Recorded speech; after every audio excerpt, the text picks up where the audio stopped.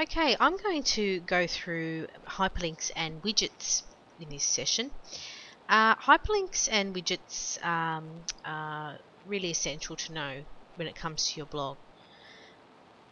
A widget, widgets go on the sidebar here. Now, some themes have the sidebar on this side. Some themes have widget sidebars all over the place. So it just really depends on the theme that you choose. But either way, a widget is a nice quick access point for your blog. So at the moment, I just have 3 widgets. As you can see, there's a search bar, an archives. I can go back through the past and find things, and that's an avatar widget bar. So you find your widgets in main menu. Just go to widgets.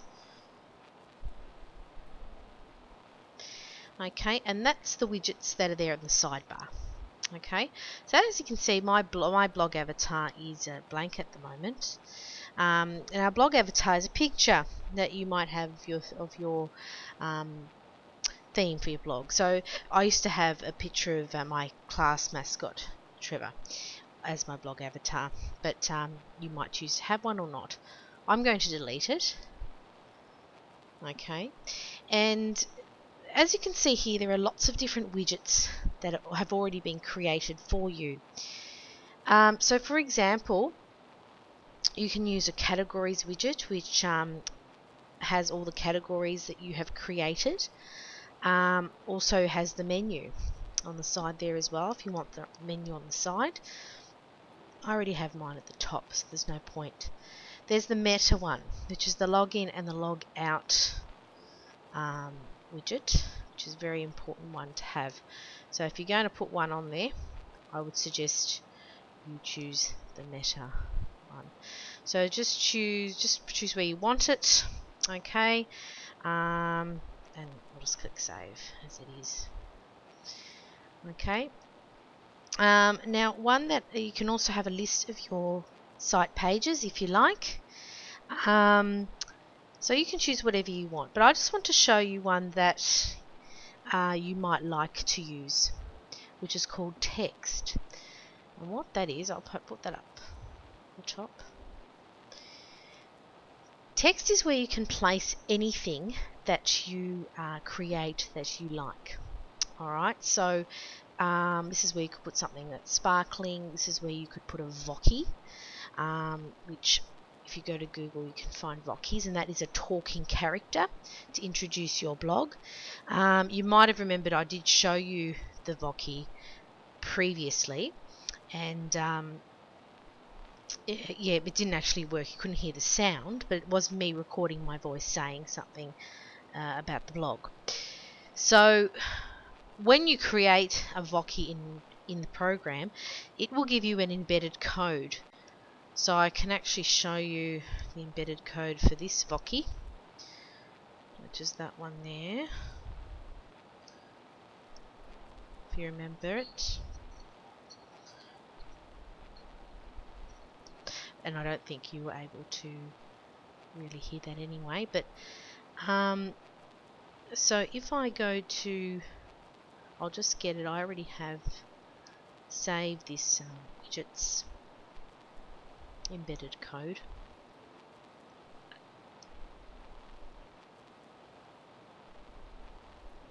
But you would get this code from the Voki website. So you would already have it. But I'm just getting it, saves me making a new one. And all you do is just paste it in there. Okay? So you just go into the text and you can call it my Voki or whatever you like. And then we go to save.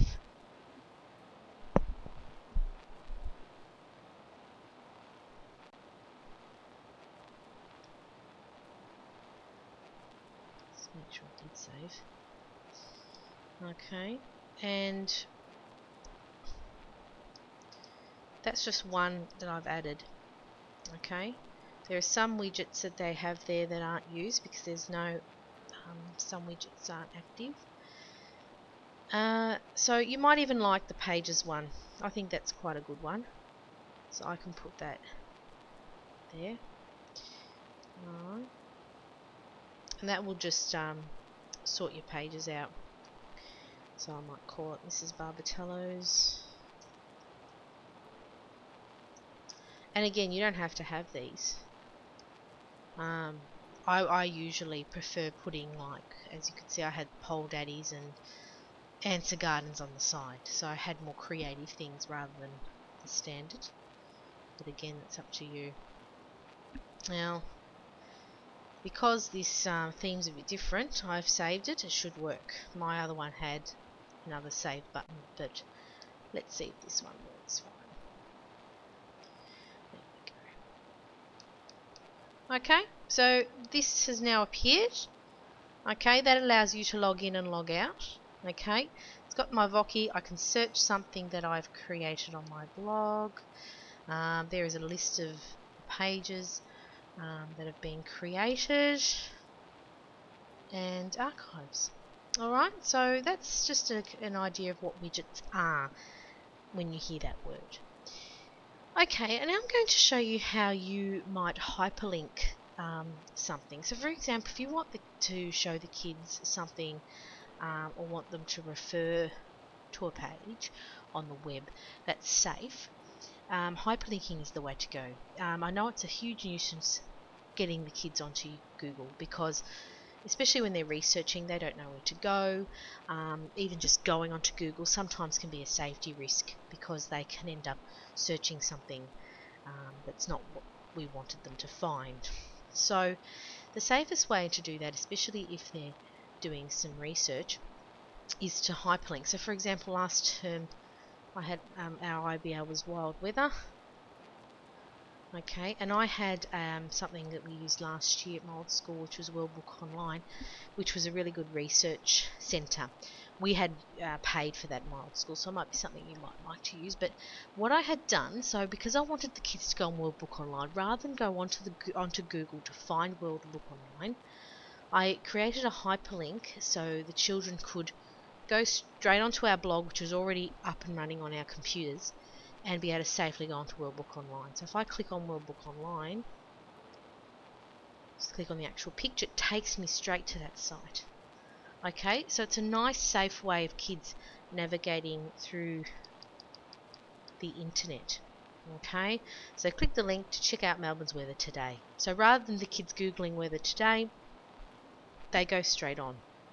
Great for the little ones especially, but I've been using it in 5.6.2 because and 3.4 because again you can't monitor children's activity on Google all the time. So this way it takes them straight to the site that you want the kids to go to. So if you want to create something like this for your blog, all you do is, as usual, you would create a page. So you would have already created a page, so we'll pretend it's already created. I'm going to add on to this one that I've already created. So this page I made term 2 IBL. Alright. So if I want to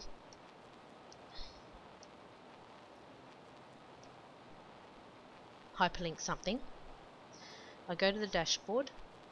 Okay. I don't want to delete. Don't delete things you've already done unless you really want to. If you don't go right to the end, you will delete all this, everything you've been working hard on. So just go to the last code you can see, press enter. Alright, so say if I want to hyperlink something from the Melbourne Museum, okay, so I want kids to visit the Melbourne Museum site, okay, so if I wanted them to go here, I would probably want to take a snapshot picture of Melbourne Museum front page. To do that, I like to use a snipping tool. There's all different ways of doing that, but I like to use my snipping tool. But again, there's lots of ways that you can crop and get images off the internet. So I probably would like to have just the image of the Melbourne Victoria symbol, Museum Victoria symbol. Then I'll just save it onto my desktop, somewhere where I will find it. And I'll title it. Okay. Then all I do is I go back to my blog, and what I need to do is go to add media. Okay, and I want to upload files. Select files. Go on the end. Here's museum.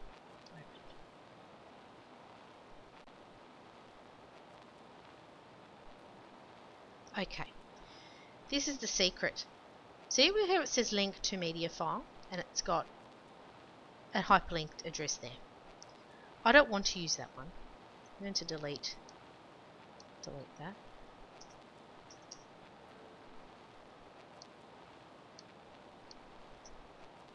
It's going to let me.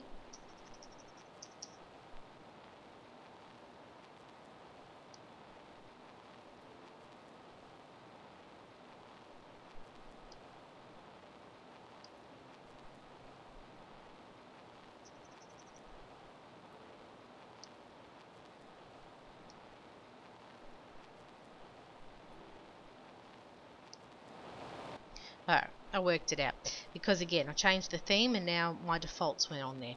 So that's probably good because your default might not be on there either. So where it says link to, you need to change it to custom URL. Okay? So lucky in a way I created a new theme because you'll have the same problem. So link to custom URL and there you paste in. So if I go to Melbourne, Victoria, I need to copy the URL. Control C, copy. I need to copy that and paste it in there. Insert into page. Now, if I go to update,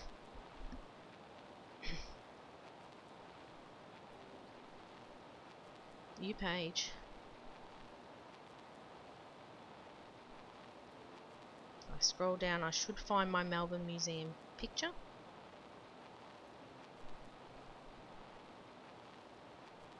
There it is. If I scroll over, the hand should pop up. Click on it, takes me straight there. Probably good to have right on the top, please click on the image below to go to the Melbourne Museum website. You can do that. But as you can see, it's an excellent, tidy way of taking kids to certain sites that you want them to specifically visit. You can also do that with words rather than images. Images look a little bit better. Okay. But it's up to you. So for example, if you want the kids to say create their own vockies, all you do is you might type in go to the Vockie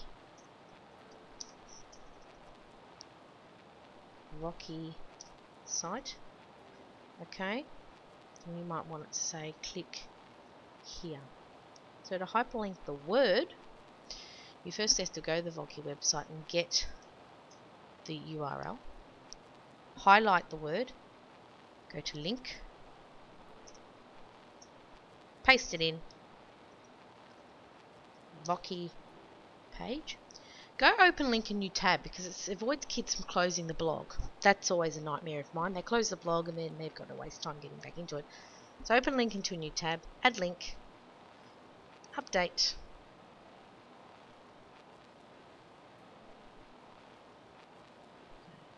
Visit the page now.